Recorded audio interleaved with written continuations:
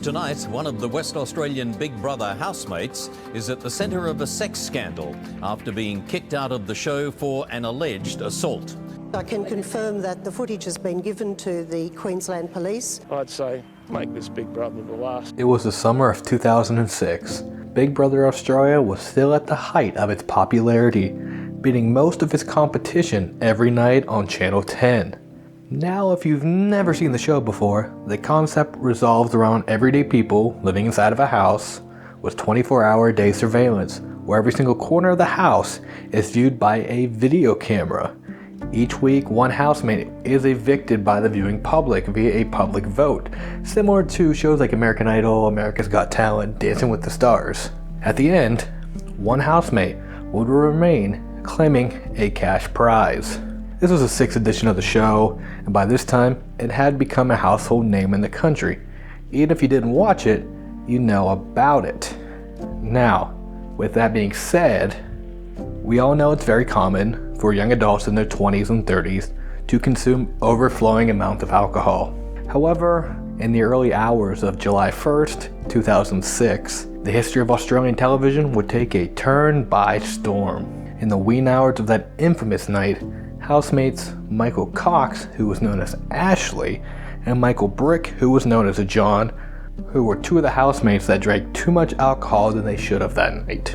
Later in that night, at 4:30 a.m. on July 1st, 2006, which was house day 70, invited fellow housemate Camila into their bed. She was hesitant to join.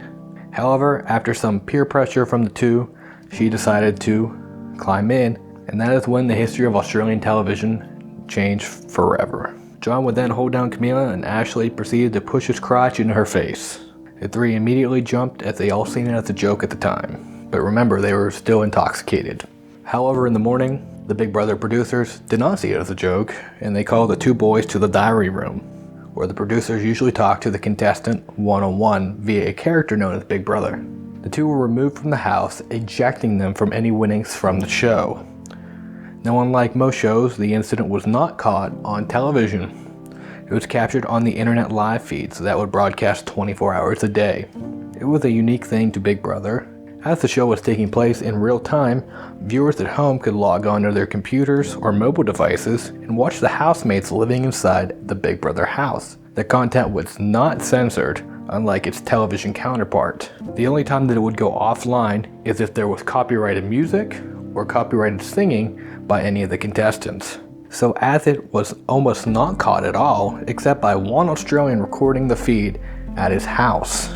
So really nobody knew as an immediate sexual assault at the time, until people saw it when they woke up, sparking the producers to do something and remove those two from the house. The show, alongside Channel 10, released a statement of rules that is present in the Big Brother house. Now, this rule they broke, and this is why they were rejected. It says, housemates may not intimidate, threaten, or act violently towards any other housemate. They must take all care to ensure that their sexual attention is invited and that they consent to any sexual activity is mutual and informed.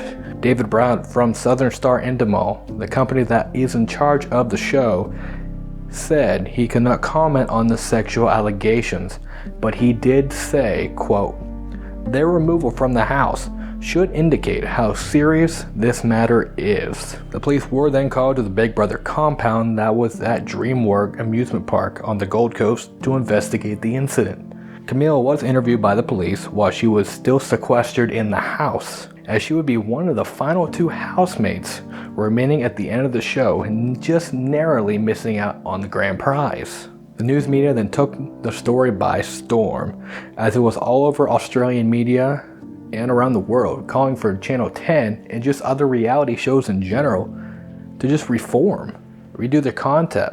Puts them in positions that out here in the real world that you're not put into. Well, regulators have got to say, we've had enough of this show, take it off the air. It began to even snowball even further over time, as the Prime Minister at the time, John Howard, appeared on a local radio show demanding the show to be axed. Here's a great opportunity for Channel 10 to do a bit of self-regulation and get this stupid program off the air. However, the show would go on for another 2 years, until 2008, when the ratings dropped to a point of no return.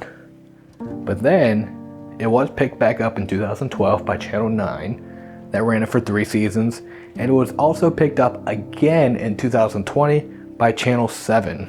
In 2018, Pedestrian TV reported that the show's incident impacted the way that reality television producers would be allowed to use alcohol to influence the actions of their contestants. Producers would have to monitor the drinking of all of the contestants, as they were not allowed to get blind drunk. One former producer of Big Brother stated this to the site, quote, "The producers on slow nights often bitched that in the time before, we would just throw in some tequila and see what would happen," he said, stressing that no music, because of the microphones, you weren't allowed to have copyrighted music, and no alcohol led to a pretty dull environment. Not letting contestants get too pissed was mentioned a lot. But since this instance, and since the alcohol intake has been monitored, there's been no big incident over reality television in Australia in a while. But it was a much needed policy for all reality shows in the future to follow. And one final note, in 2020, as Big Brother returned on Channel 7, Camila appeared on the Ben, Rob, and Robbo show to discuss a night's episode. And she stated, quote, "I was on the show for 100 days. It was about 15 seconds of my time in the house, and yet people like to talk about it a lot. My feelings have changed about the subject a few times. At the time, there was an enormous amount of hype. We had helicopters flying over the houses with telephotic lenses and taking photos of me after the boys got taken off the show. That was really scary. It was uncomfortable. And to categorize this whole sequence, this whole entire incident, in one final note, she said, it's one of those things where it was a really moment in the time. As I close out this video, I do want to leave you with one final note. It is very important. If it is not a definite, ecstatic yes, then it is in fact a no. Sexual assault is a big deal that will follow people for the rest of their life. Thank you for watching this video. If you liked it, make sure to press a like and subscribe for more. Ring that bell so you'll never miss any time I upload. And we're on Twitter now. Follow us at @RealTVHistory. And until next time, this has been Reality TV History. See ya.